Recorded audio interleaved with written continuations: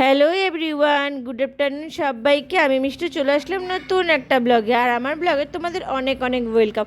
কি জায়গাটা একদমই অচেনা তো। তোমরা তো আমার আগের ব্লগে দেখেইছিলে যে আমি মামা বাড়িতে আসছি। আর আজকে মামা বাড়িতে আমি মামা বাড়ি থেকে আমার ব্লগটা স্টার্ট করছি।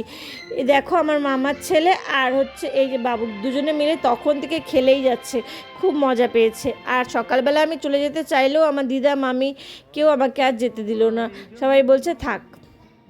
তাই ওদের কথা আর ফেলতে পারলাম না, থেকে গেলাম। তো আমরা সকাল সকাল রুটি তরকারি আর ডিমের অমলেট খেয়েছিলাম। আর বাচ্চাদের জন্য ছিল পটল ভাজা, আলু ভাজা, ডিমের অমলেট। আর দুপুরের জন্য রান্না হচ্ছিল আর মাছের ঝোল আর কচু, আমার সব চাইতে যেটা ফেভারেট, চিংড়ি মাছ দিয়ে। তো দেখো মাছগুলো প্রথমে ভেজে এখন ঝোল করছে, তো দিদাই রান্না করছে।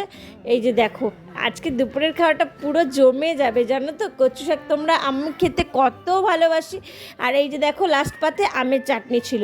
সন্ধ্যাবেলা আমি আর বোন আর বাবু তিনজনে চলে গেলাম একটু মিয়ামরে, আমাদের মামা বাড়ির কাছেই মিয়ামরটা। তাই ভাবলাম যে তোমাদের সাথেও একটু শেয়ার করি। তো মিয়ামরে যাওয়ার পরে দেখো এখানে কত রকমের পেস্ট্রি, এখন ও কি খাবে তাই ঠিক করে উঠতে পারছে না।